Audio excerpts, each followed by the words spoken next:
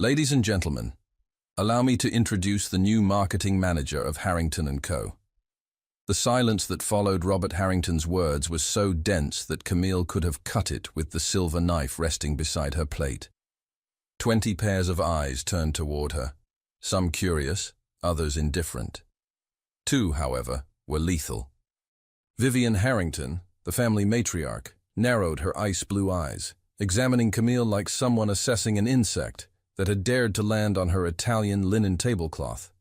Beside her, Bethany Ashford, blonde, slender, and sporting an engagement ring that probably cost more than everything Camille had ever owned in her life, let out a short, incredulous laugh. Her? The word slipped from her red-painted lips like a hiss. "This is your big hire, Robert?" Camille felt her face burn, but she kept her posture straight. It wasn't the first time people like Bethany Ashford had looked at her that way, as if she were a stain on an expensive dress. "Bethany." The deep voice came from the other side of the table, and Camille turned to meet Victor Harrington for the first time that evening. He wasn't looking at his fiancée. He was looking at her. His eyes were a different blue than his mother's, darker, deeper, like the ocean before a storm. And there was something in them that Camille couldn't decipher. Surprise? Curiosity? Whatever it was, it lasted only a second before he looked away and raised his wineglass to his lips. "My son is right, dear." Vivian placed her hand on Bethany's arm, but her eyes remained fixed on Camille, and the smile that appeared on her lips came nowhere close to being kind. "We must be polite, too." "My husband's guest." The way she pronounced guest made it clear that, to Vivienne, Camille was nothing more than an intruder. Robert Harrington cleared his throat, clearly uncomfortable with the tension, and began talking about the campaign that had made Camille known. The viral video for the animal rescue nonprofit, the 13 million views. But Camille could barely pay attention. She felt the weight of the stares upon her, especially Victor's, who seemed determined not to look at her again, but whom she caught watching her from the corner of his eye every time he thought she wasn't looking. The dinner continued in a tense choreography of forks and knives, until, the moment the second course was served, it happened. Bethany stood up to reach for the water pitcher, and in a movement that seemed perfectly calculated, knocked over the wineglass beside her plate. The red liquid flew in a precise arc and hit Camille square on, staining the entire dress she had saved 3 months to buy. "Oh!" Bethany raised her hand to her mouth, her eyes wide in an expression of false horror. "How clumsy of me! 1,000 apologies, dear. I hope I haven't ruined that piece." Camille looked down at the navy blue fabric now soaked in burgundy, and felt something inside her begin to crack. But before she could react, Vivian's voice cut through the air. "Don't worry, Bethany. I'm sure Miss Danvers is accustomed to this type of mishap." She took a sip from her own glass, unperturbed. "Certain people simply weren't made to frequent certain environments. Isn't that right?" The silence that followed was different from the first, crueler, sharper. Camille raised her eyes and found Victor watching the scene with an unreadable expression. She waited for something, anything, a word, a gesture, the slightest indication that this wasn't right. He said nothing. He simply looked away and went back to eating as if she didn't exist. It was Camille who broke the silence. She stood up, her dress dripping, and smiled. A smile that didn't tremble, that didn't apologize, that didn't beg for acceptance. "You're right, Mrs. Harrington. I wasn't made for this environment." She pushed her chair back. "I was made for environments where people have the courage to say what they think, instead of hiding behind wineglasses and fake smiles." She walked toward the door without looking back, her head held high, each step echoing on the marble floor. But before she could reach the exit, she heard Robert's voice. "Miss Danvers." She stopped, but didn't turn around. "Come to my office tomorrow at 9. We have a contract to sign." Camille felt her heart race, but she didn't let it show. She simply nodded and left, leaving behind a table in sepulchral silence. She didn't see Victor stand up abruptly, dropping his napkin on the floor. She didn't see Bethany dig her nails into his arm, hissing something in his ear, and she didn't see the look he cast toward the door through which she had disappeared, a look that Vivian Harrington recognized immediately, and that made her decide at that exact moment that Camille Danvers needed to be destroyed. The Harrington and Commerce building rose 42 floors into the Manhattan sky, its glass facade reflecting the morning sun like a blade. Camille stood on the sidewalk, clutching her bag strap so tightly her knuckles had turned white. "You can do this," she told herself. "You've survived worse." But had she? The memory of the previous night burned in her chest. The wine dripping down her dress, Vivian's venomous smile, Victor's silence. She had barely slept, replaying the scene over and over, wondering if Robert Harrington had changed his mind, if the invitation to sign the contract had been nothing more than a polite way to escort her out of his home. Only one way to find out. She pushed through the revolving doors and stepped into the lobby, all marble and chrome and the subtle scent of money. A security guard directed her to the executive elevator, and 3 minutes later, she was standing in front of Robert Harrington's office on the 42nd floor. His secretary, a woman in her 50s with kind eyes and silver hair, smiled warmly. "Miss Danvers, Mr. Harrington is expecting you. Go right in." Camille took a breath and opened the door. Robert Harrington stood by the window, his back to her, gazing out at the city below. He was shorter than his son, with gray hair and a slight stoop to his shoulders, but there was an undeniable presence about him, the quiet authority of a man who had built an empire from nothing. "Sit down, Miss Danvers." She did. He turned to face her, and she was surprised to see not coldness in his eyes, but something that looked almost like regret. "I owe you an apology," he said. "What happened last night was inexcusable. My wife and Miss Ashford behaved abominably, and I should have intervened." Camille opened her mouth to respond, but he raised a hand. "I won't make excuses for them. But I will say this. Their behavior has nothing to do with you and everything to do with their own insecurities." He sat down across from her, folding his hands on the desk. "I've been in business for 40 years, Miss Danvers.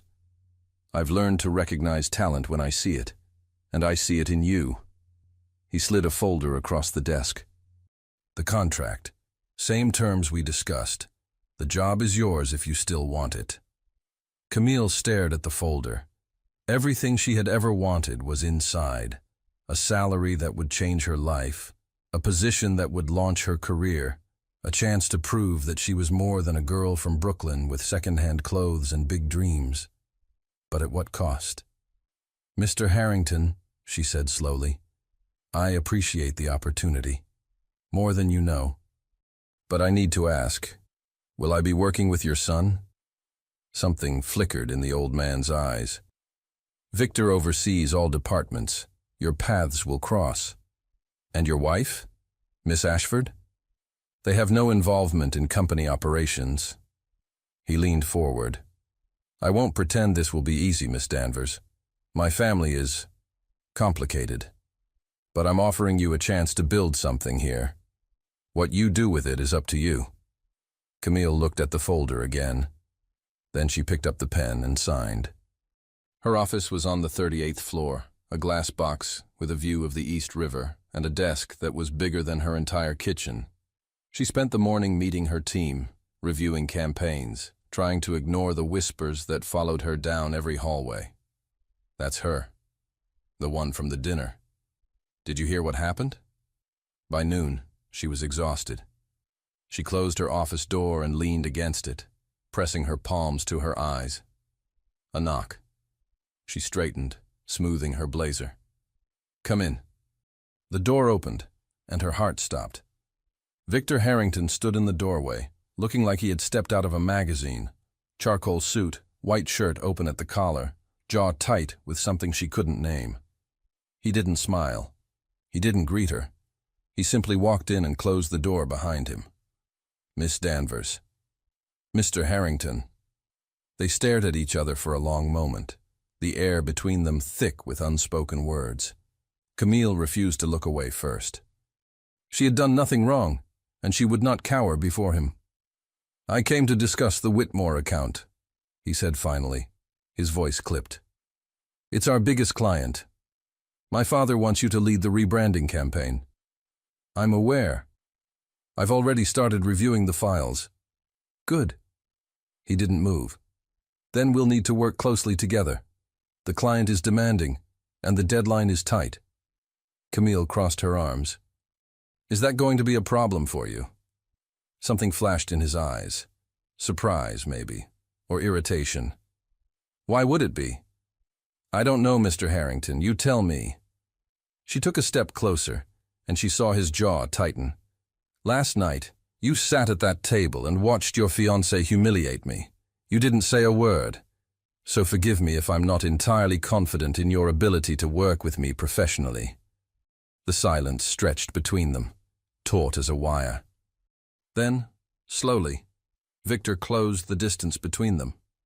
He stopped inches away, close enough that she could see the flecks of gray in his blue eyes, close enough to smell his cologne. Sandalwood, and something darker, more dangerous. "You don't know anything about me," he said quietly, "or my reasons. Then enlighten me." He stared at her for a long moment, and she saw something shift in his expression. A crack in the armor, a glimpse of something raw beneath the cold exterior. Then he stepped back, and the mask slid back into place. "The Whitmore meeting is Friday at 10. Don't be late." He turned and walked out, leaving Camille standing in the middle of her office, her heart pounding against her ribs. She didn't know that, 3 floors above, Bethany Ashford was sitting in Vivian Harrington's private office, a folder of her own spread across the desk. A folder filled with everything they could find on Camille Danvers, her past, her family, her secrets. "She needs to go," Bethany said, her voice cold, "before she ruins everything." Vivian smiled, a slow, serpentine smile that didn't reach her eyes. "Don't worry, dear. By the time I'm done with her, Camille Danvers will wish she'd never heard the name Harrington." Friday arrived like a storm on the horizon, inevitable and unforgiving. Camille had spent every waking moment of the past 3 days preparing for the Whitmore meeting. She had studied every campaign the company had ever launched, memorized every detail of the client's brand history, and rehearsed her presentation until she could recite it in her sleep. She was ready, or so she thought. The conference room on the 40th floor was all glass and steel, with a table long enough to seat 20 and a view that made her feel like she was floating above the city. Camille arrived 30 minutes early, setting up her laptop, checking the projector twice, arranging her notes in perfect order. At 9:45, the Whitmore team filed in. 5 executives in expensive suits, led by a silver-haired man with sharp eyes and a sharper smile. Jonathan Whitmore, the client who could make or break her career. At 9:55, Victor walked in. He didn't look at her. He shook hands with Whitmore, exchanged pleasantries with the team, and took his seat at the head of the table as if she weren't even in the room. Fine. She didn't need his acknowledgement. She needed to do her job. "Good morning, everyone," she began, clicking to the first slide. "Thank you for being here. I'm excited to share our vision for the future of the Whitmore brand." She spoke for 20 minutes, laying out her strategy, bold, fresh, unexpected. A complete reimagining of the company's image, targeting a younger demographic while honoring the brand's legacy. She showed mock-ups, projections, case studies. She answered every question with confidence, met every skeptical glance with facts. By the time she finished, Jonathan Whitmore was leaning forward in his chair, a gleam of interest in his eyes. "Impressive, Miss Danvers," he said. "Very impressive. I have to admit, when Robert told me he'd hired someone new, I was skeptical. But this," he gestured at the screen, "this is exactly what we've been looking for." Camille felt a rush of triumph so intense she had to fight to keep her expression professional. "Thank you, Mr. Whitmore. I'm confident that—" "There's just one problem." The voice came from the end of the table. "Victor."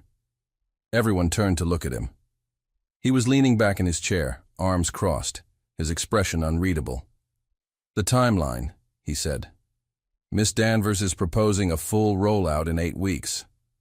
That's not realistic." Camille felt her stomach drop.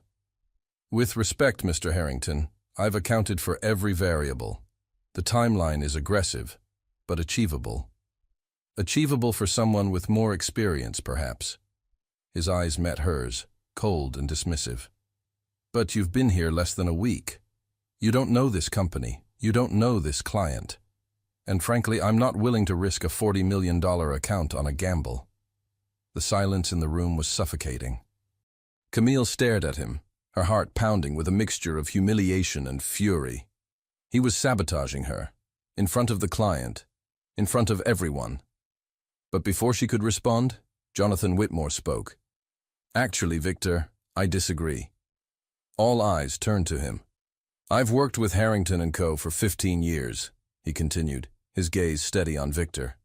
"And in that time, I've seen a lot of safe, predictable campaigns. They were fine, professional, forgettable." He looked at Camille. "This is the first time someone has walked into this room and shown me something that actually excites me. I'm willing to take the gamble." He stood and extended his hand to Camille. "You have 8 weeks, Miss Danvers. Don't let me down." The Whitmore team filed out, and Camille began gathering her things, her hands trembling slightly. Whether from relief or residual anger, she couldn't tell. "Miss Danvers." She didn't turn around.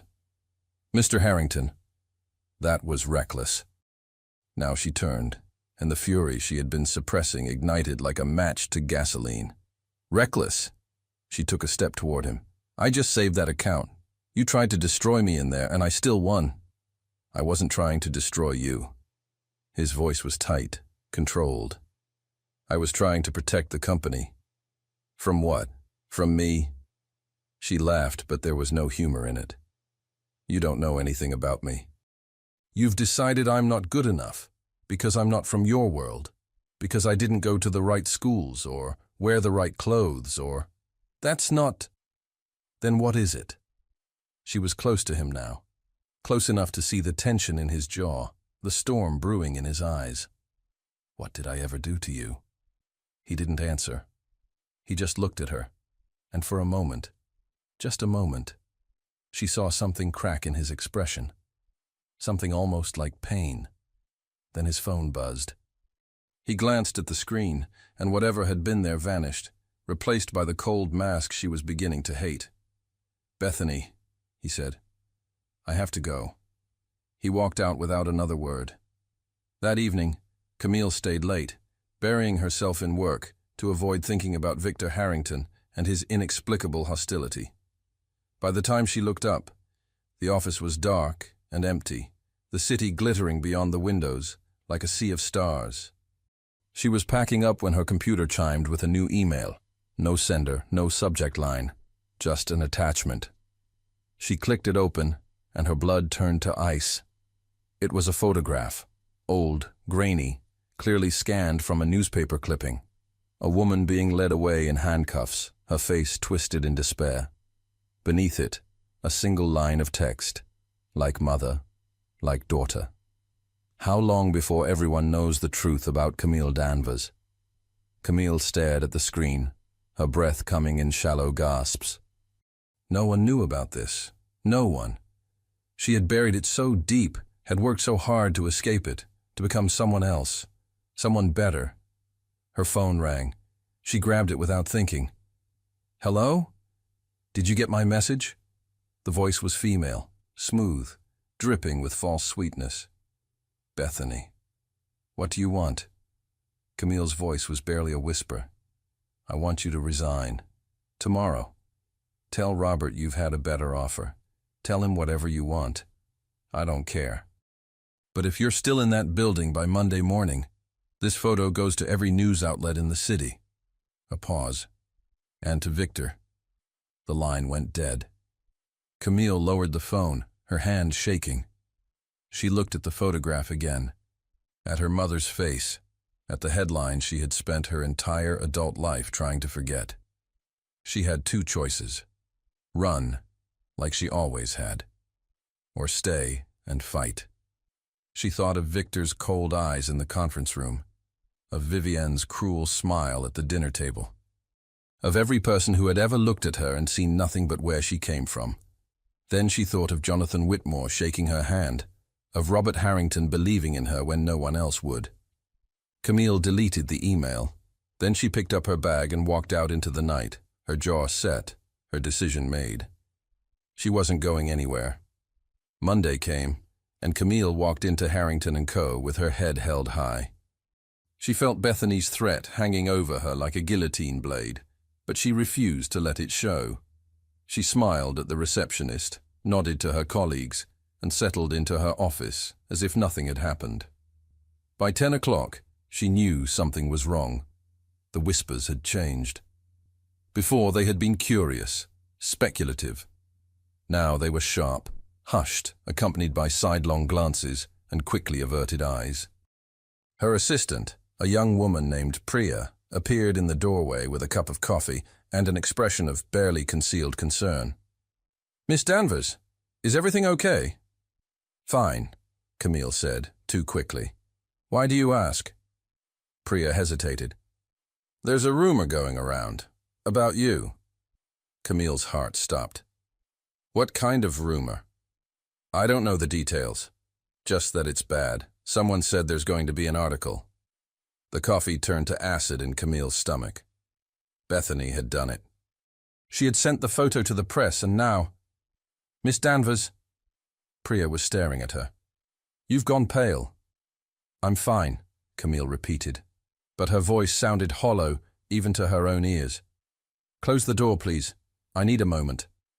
Alone, she pressed her hands flat on the desk and forced herself to breathe. Think. She needed to think. If the story broke, she would lose everything. Not just the job, but any chance of ever being taken seriously in this industry again. The daughter of a convicted embezzler, trying to climb the corporate ladder? The headlines would write themselves. She could still run. Resign before the story hit, disappear, start over somewhere else. But she was so tired of running.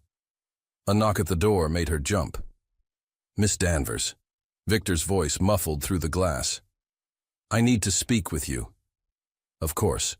Of course he would come now, when she was on the verge of falling apart. She took a breath, straightened her blazer, and opened the door. He looked different today. The cold mask was still there, but beneath it she saw something else. Tension, maybe. Uncertainty. "We need to talk," he said. "Not here." He took her to the roof. Camille hadn't even known the building had roof access, but Victor led her through a service door and up a narrow staircase until they emerged into the open air, 42 floors above the city. The wind whipped at her hair, and the noise of the streets below faded to a distant hum. "What is this about?" she asked, wrapping her arms around herself against the cold. Victor stood at the edge, looking out at the skyline. For a long moment, he didn't speak. "I know about the email," he said finally. Camille went still. "What?" "The photograph. The threat." He turned to face her, and his expression was unreadable. "Bethany told me what she did. She thought I would be pleased." The words hit her like a physical blow. "And were you?" Something flickered in his eyes. Anger, but not at her. "No." "Then why are you telling me this? To warn me? To gloat?" "To apologize." The word hung in the air between them, foreign and unexpected. Camille stared at him, certain she had misheard. "I don't understand you," she said slowly. "You've treated me like an enemy since the moment we met. You let your fiancé and your mother humiliate me. You tried to sabotage me in front of the client. And now you're apologizing?" "I know." His voice was quiet. "I know how it looks." "Then explain it to me. Because from where I'm standing, you're either cruel or a coward, and I can't decide which is worse." He flinched, actually flinched, as if she had struck him. And in that moment, Camille saw something she hadn't expected. Not the arrogant air, not the cold executive, but a man carrying a weight she couldn't name. "My mother has controlled every aspect of my life since I was born," he said. the words coming slow, reluctant. Who I befriend, where I work, who I marry. He looked away. Bethany and I have been engaged for 2 years. It was arranged by our families when we were teenagers. I don't love her. I never have. Then why? Because I thought it didn't matter. I thought I could do my duty, keep the peace, and it wouldn't cost me anything. He met her eyes again, and the rawness there made her breath catch. And then you walked into that dining room.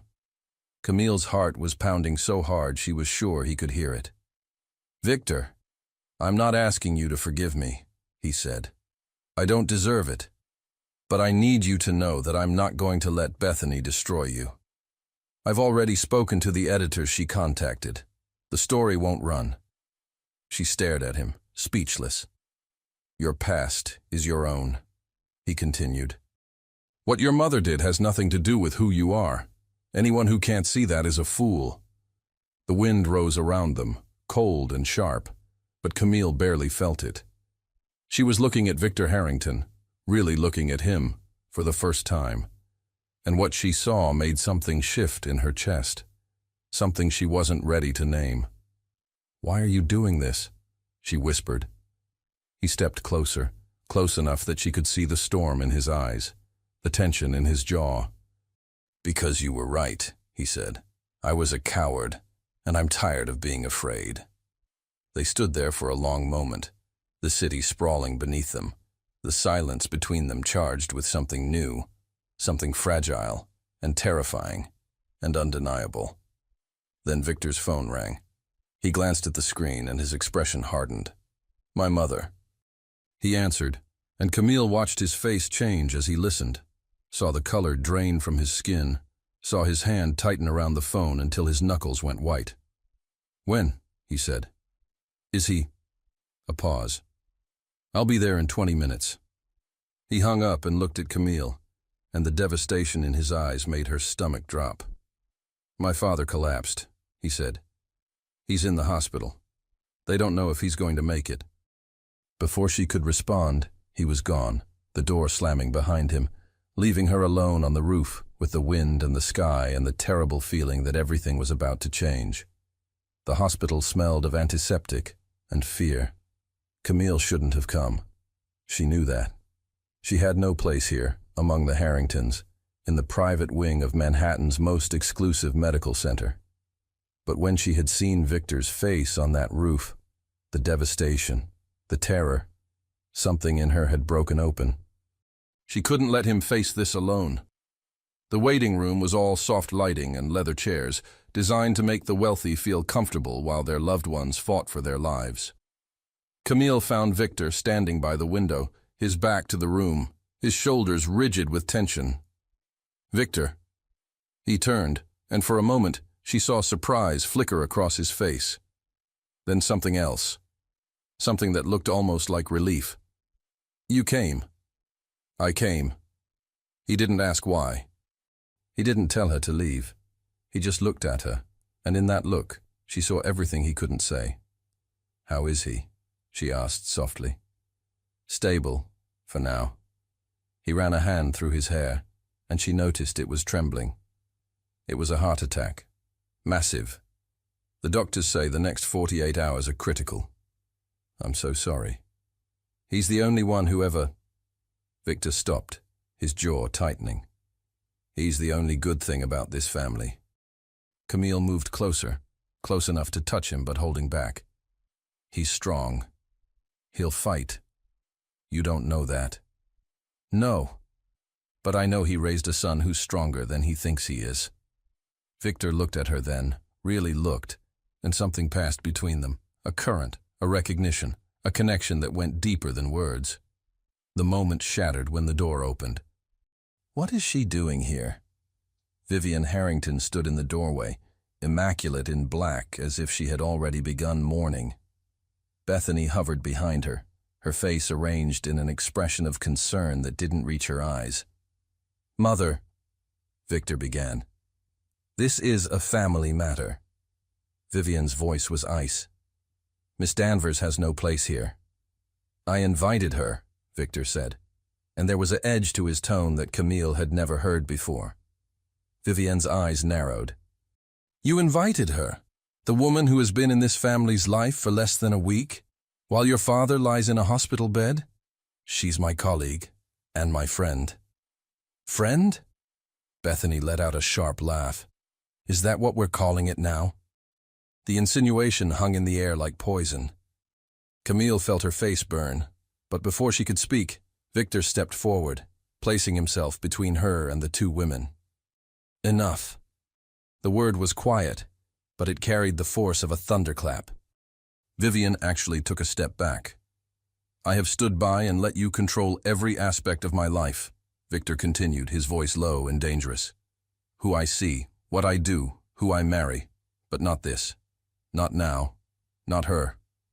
Bethany's face went pale. Victor, darling, you're upset. You don't know what you're saying. I know exactly what I'm saying. He turned to Camille, and the look in his eyes made her heart stop. Will you stay? She should say no. She knew that. This wasn't her fight, her family, her place.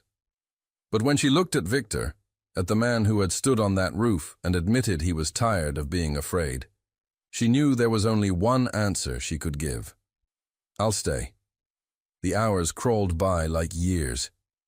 Vivienne and Bethany retreated to a private lounge, their whispered conversations punctuated by venomous glances in Camille's direction. Victor paced. Camille sat in a leather chair and pretended to read a magazine while watching him fall apart by degrees. At midnight, a doctor emerged. Mr. Harrington, your father is awake. He's asking to see you. Victor was on his feet instantly. He started toward the door, then stopped and looked back at Camille. Come with me. Victor, I can't. Please. That single word, spoken so softly, broke through every defense she had. She stood and followed him down the corridor to Robert Harrington's room. The old man looked smaller in the hospital bed, diminished somehow, tubes and wires connecting him to machines that beeped and hummed with mechanical indifference. But his eyes, when they found Camille, were sharp and clear. Miss Danvers. His voice was weak but warm. You came. Mr. Harrington. She felt tears prick at her eyes. I'm so sorry. I shouldn't be here. Nonsense. He reached out a frail hand, and she took it without thinking. You're exactly where you should be. He looked at Victor, then back at Camille, and a small smile crossed his lips. I knew, he said. The moment I saw you walk into that dining room, I knew you were going to change everything. Father, Victor began, let me speak. I don't know how much time I have left, and there are things that need to be said. He squeezed Camille's hand. You have more strength than anyone in that family. Don't let them break you. I won't, she whispered. And you? He turned to Victor, and his gaze hardened. I have watched you let your mother dictate your life for 32 years. I have watched you become someone I don't recognize, someone I don't like. He paused, breathing heavily. But these past few days, I've seen glimpses of the man I always hoped you would become. Don't lose him again. Victor's eyes were bright with unshed tears. Father, Tell her, Robert said. Whatever it is you're feeling, tell her. Before it's too late. The heart monitor beeped steadily in the silence. Victor looked at Camille, and she saw the war raging behind his eyes. Duty versus desire. Fear versus hope. Then the door burst open. Robert! Vivienne swept into the room, all false concern and calculated tears. Darling, I came as soon as they let me. How are you feeling? The moment was gone. Victor stepped back, his expression closing like a door slamming shut. Camille released Robert's hand and retreated to the corner, invisible once more. But as she watched Vivienne fuss over her husband, she caught Robert's eye. And in that brief glance, she saw a warning. Be careful. The worst is yet to come. She left the hospital at dawn, exhausted and heartsick. The city was just waking up, delivery trucks rumbling through empty streets, the first commuters emerging from subway stations like ghosts. Her phone buzzed. A text from an unknown number. You should have listened. Now everyone will know who you really are. Attached was a link to a news article, published 10 minutes ago. The headline hit her like a physical blow. Harrington & Co.'s new hire, the daughter of a convicted criminal Bethany, had done it after all. And this time, Victor wouldn't be able to save her. By 9 o'clock, the article had been shared over 50,000 times. Camille sat in her apartment, staring at her phone as the notifications piled up like debris after a flood. Comments, messages, emails, some curious, some cruel, all hungry for details about the woman who had dared to infiltrate the Harrington empire. Fraud runs in the family. How did she even get hired? She should be in prison with her mother, Margaret Danvers. The woman who had embezzled $2 million from the accounting firm where she worked, who had been arrested in front of her 14-year-old daughter, who had spent 6 years in a federal prison while Camille bounced between foster homes and group houses. Camille had spent 15 years burying that story, building a new life, becoming someone else. And now, with a single click, Bethany Ashford had burned it all to the ground. Her phone rang.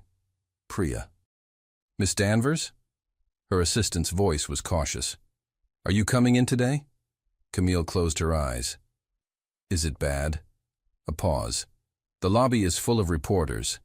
HR has been fielding calls all morning, and Mrs. Harrington is here. Of course she was. I'll be there in an hour, Camille said. And Priya? Thank you. For calling. Miss Danvers? A hesitation. For what it's worth, I don't care what that article says. You're the best boss I've ever had. The words hit Camille harder than any headline. She hung up before Priya could hear her cry. She entered through the service entrance, but it didn't matter. By the time she reached her office, everyone knew she was there. The stairs were the worst part. Not hostile exactly, more like she was an animal in a zoo, something to be observed and analyzed from a safe distance. She kept her eyes forward and her spine straight, refusing to give them the satisfaction of seeing her break. Vivienne was waiting in the conference room. She sat at the head of the table like a queen holding court, Bethany at her right hand, a folder spread open before them. When Camille entered, Vivienne smiled, that cold, reptilian smile that never reached her eyes. Miss Danvers, thank you for joining us. I wasn't aware I had a choice. Please sit. Vivienne gestured to a chair at the far end of the table, as far from her as possible. We have much to discuss. Camille remained standing. Then discuss. Vivienne's smile tightened. Very well. I'll be direct. This morning's article has created a serious problem for the company. Our investors are concerned. Our clients are asking questions. Jonathan Whitmore called personally to express his reservations about your continued involvement in his campaign. The words landed like blows, but Camille didn't flinch.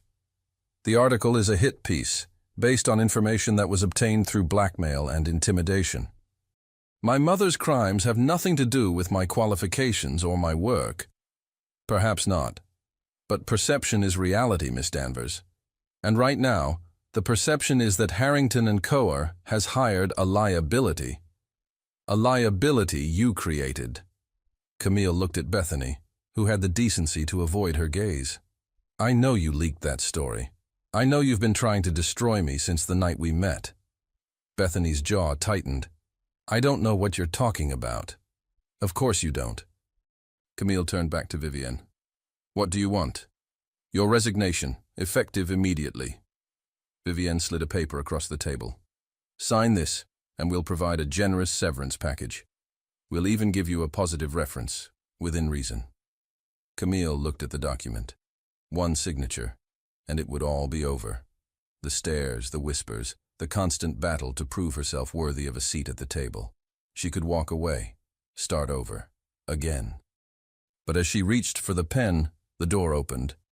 She's not signing anything.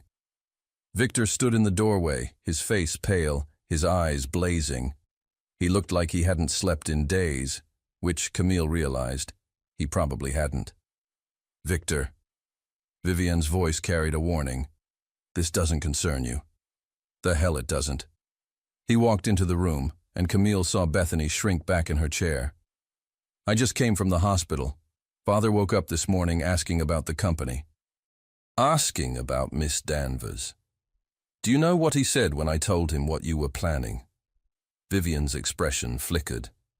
Your father is not well. He doesn't understand. He understands perfectly. Victor pulled out his phone and set it on the table. He asked me to record a message for the board. He pressed play. Robert Harrington's voice filled the room, weak but unmistakable. This is Robert Harrington, founder and majority shareholder of Harrington & Co. I am aware of the situation involving Miss Camille Danvers, and I want to make my position clear. Miss Danvers was hired because of her exceptional talent and vision. Her mother's past is irrelevant to her qualifications. Any attempt to force her resignation is a direct violation of my wishes and will be treated as grounds for removal from the board. That includes you, Vivian. The recording ended. The silence that followed was absolute. Vivian's face had gone white. Bethany looked like she might be sick. And Victor was looking at Camille with an expression that made her heart crack open. The board meets tomorrow, he said quietly. My father has asked you to present the Whitmore campaign. He wants them to see what you can do. Camille stared at him. Victor, I can't. You can. He stepped closer, and his voice dropped so only she could hear. You've been fighting your whole life to be seen for who you are. This is your chance. Take it. She looked at the resignation letter on the table. Then at Vivian, whose eyes were filled with a hatred so pure it was almost beautiful. Then she picked up the paper and tore it in half. I'll see you tomorrow, she said. All of you. That night, Camille sat alone in her office, preparing for the most important presentation of her life. Her phone buzzed, a text from Victor. Meet me on the roof, please. She found him standing at the edge, looking out at the city lights, his tie loosened, his hair disheveled by the wind. You didn't have to do that, she said. Stand up to your mother. Play that recording. Any of it. Yes, I did. He turned to face her, and the vulnerability in his eyes took her breath away. I've spent my whole life doing what was expected of me, being who they wanted me to be, and I'm done. Victor, I spoke to Bethany this afternoon. The engagement is off. Camille's heart stopped. What? I told her the truth, that I don't love her, that I never have. He stepped closer, close enough to touch, that I've fallen for someone else. The world went silent. There was only his voice, his eyes, the impossible reality of what he was saying. Camille. He reached out and took her hand, and his touch sent electricity through her entire body. I know this is insane. I know we barely know each other. But I have never felt this way about anyone in my life, and I'm done pretending otherwise. She should pull away. She should be rational, careful, smart. Instead, she stepped closer. What happens tomorrow? She whispered. I don't know. His other hand came up to cup her face, gentle and trembling. But whatever it is, I want to face it with you. And there on the roof of the Harrington building, 42 floors above the city that had tried so hard to break her, Camille Danvers let herself fall. His lips met hers, and the world fell away. The boardroom was a battlefield dressed in mahogany and silk. Camille stood at the head of the table, her laptop open, her presentation ready, her heart hammering against her ribs like a caged animal. 12 board members sat before her, titans of industry, old money, sharp eyes that had seen 1,000 presentations and forgotten most of them before lunch. She had one chance to make them remember hers. Victor sat at the far end of the table, his expression carefully neutral, but she caught the almost imperceptible nod he gave her. You've got this. Vivian sat across from him, flanked by 2 board members Camille recognized as her closest allies. Her face was a mask of serene confidence, but her eyes were the eyes of a predator waiting for the perfect moment to strike. "Ladies and gentlemen," Camille began, "thank you for your time this morning. I know you've all seen the headlines. I know you have questions about my background, my qualifications, my right to stand before you today." She clicked to the first slide. Not a chart or a graph, but a photograph. A young girl, maybe 8 years old, standing in front of a rundown apartment building, holding a hand-painted sign that read, "Lemonade 50 cents. "This is me," she said, 23 years ago. I grew up in a neighborhood where most kids didn't graduate high school. My mother worked 2 jobs to keep us fed, and when that wasn't enough, she made choices that landed her in prison. Murmurs rippled through the room. Vivian's smile sharpened. "I could have let that define me." Camille continued. "I could have accepted what the world told me I was, the daughter of a criminal, a nobody from nowhere, a girl who would never amount to anything." She clicked to the next slide, her viral campaign, the 13 million views, the awards. "Instead, I decided to define myself." She walked them through the Whitmore campaign, the strategy, the projections, the creative vision that had made Jonathan Whitmore sit up in his chair and say yes. She spoke with clarity and conviction, and with every slide, she felt the room shifting, felt the skepticism giving way to something else. Respect. When she finished, the silence was different from the one that had greeted her at that first dinner. This silence was considering, evaluating. Then, one of the board members, a silver-haired woman named Eleanor Vance, leaned forward. "Miss Danvers, I'll be honest. When I walked in here this morning, I was prepared to vote for your termination. The optics of this situation are challenging." She paused. "But what you've just shown us is exactly what this company needs. Fresh thinking, courage, vision." She looked around the table. "I move that we retain Miss Danvers and proceed with the Whitmore campaign as presented." "I second," said another board member. Camille felt dizzy with relief. She glanced at Victor, and the pride in his eyes made her chest ache. "Before we vote," Vivian said, her voice cutting through the room like a blade, "I believe there's one more matter we need to address." Every head turned toward her. "I have in my possession a document that I think the board needs to see." She opened a folder and slid a paper across the table. "It appears that Miss Danvers has been engaged in an inappropriate relationship with my son, the company's chief operating officer, a relationship that began while he was still engaged to Miss Ashford." The temperature in the room dropped 10 degrees. Camille felt the blood drain from her face. She looked at Victor and saw him go rigid, his hands clenching into fists. "This is a serious breach of professional ethics," Vivian continued, her voice dripping with false regret. "I take no pleasure in bringing it to light. But the board has a right to know that Miss Danvers has been using her personal connection to my son to advance her position in this company." "That's a lie," Victor said, his voice low and dangerous. "Is it?" Vivian arched an eyebrow. "Were you not seen kissing Miss Danvers on the roof of this building last night? Were you not photographed entering her apartment this morning?" Camille's stomach dropped. They had been followed, watched, documented. "My personal life is none of your concern," Victor said, "or the board's. It is when it affects company operations." Vivian turned to the other board members, her expression grave. "I'm sure Miss Danvers is talented, but can we trust her judgment, her motives? How do we know she isn't simply using my son to secure her position?" The murmurs were back, darker this time. Camille saw the doubt creeping into the board members' eyes, saw the ground she had gained beginning to crumble beneath her feet. She had to do something. "Mrs. Harrington," she said, her voice steady despite the chaos inside her. "May I respond?" Vivian waved a hand. "By all means." Camille looked around the table, meeting each pair of eyes in turn. "Yes, Victor and I have developed feelings for each other. I won't deny that, and I won't apologize for it. But those feelings have nothing to do with my work. I was hired by Robert Harrington because of my talent, not because of his son.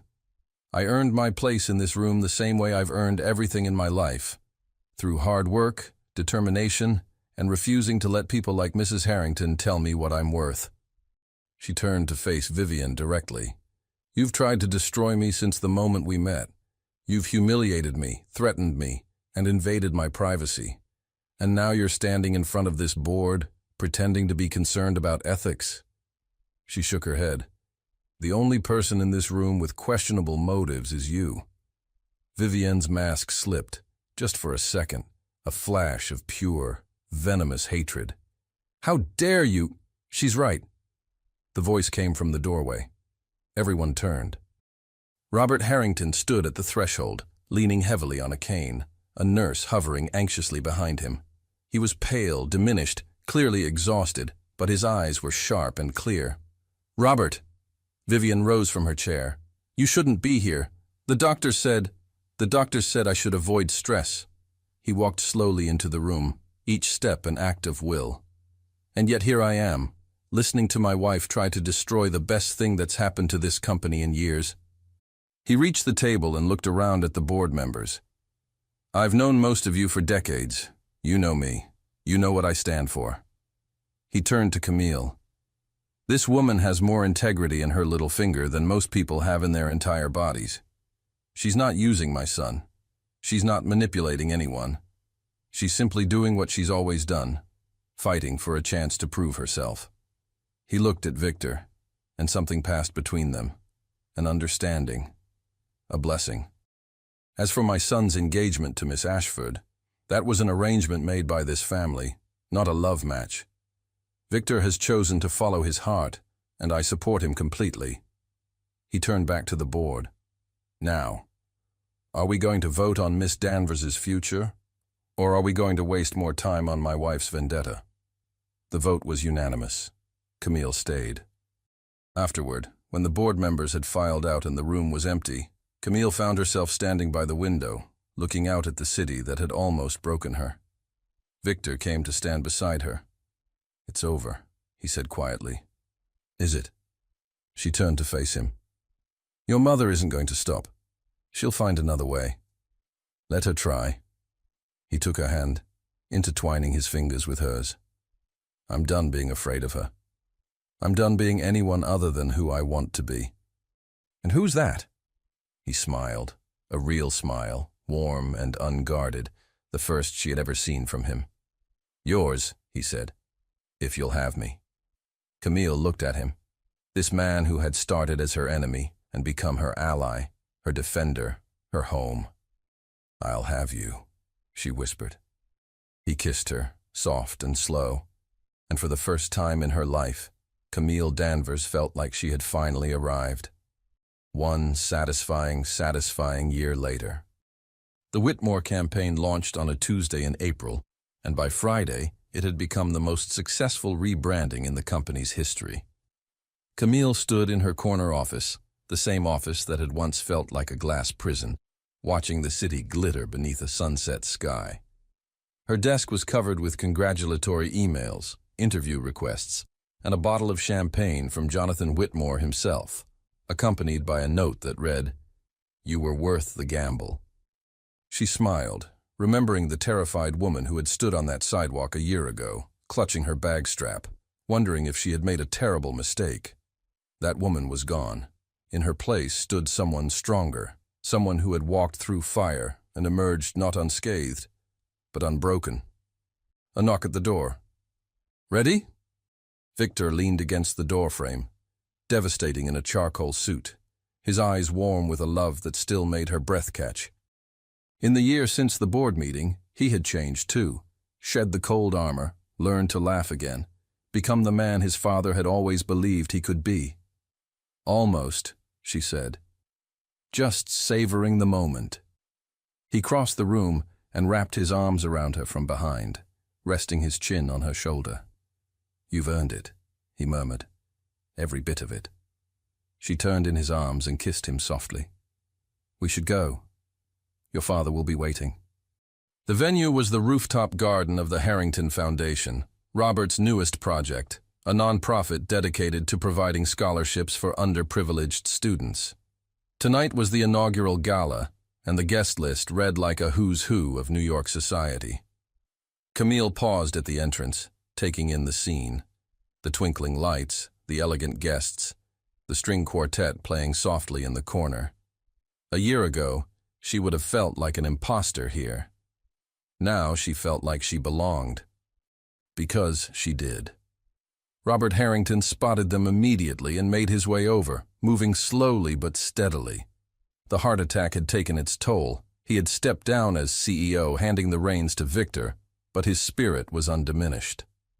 "There she is," he said, pulling Camille into a gentle hug.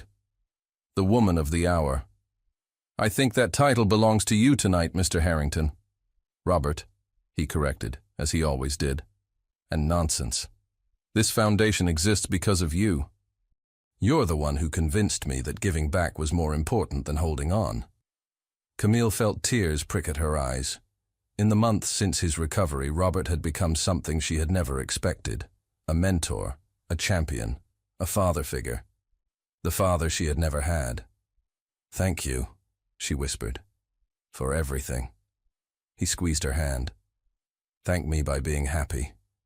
That's all I've ever wanted for both of you." He looked at Victor, and something passed between them. Pride, love, the quiet understanding of two men who had finally learned to see each other clearly. Then Robert's expression shifted, and Camille followed his gaze to the edge of the rooftop. Vivienne stood alone by the railing, a glass of champagne in her hand, watching the crowd with an expression of practiced indifference. She had been notably absent from Harrington & Co. Since the board meeting, Robert had quietly removed her from all company affairs, but tonight she had come. Perhaps to see. Perhaps to be seen. Perhaps simply because she couldn't bear to be excluded. "Excuse me," Camille said. Victor caught her arm. "You don't have to." "I know." She kissed his cheek. "But I want to."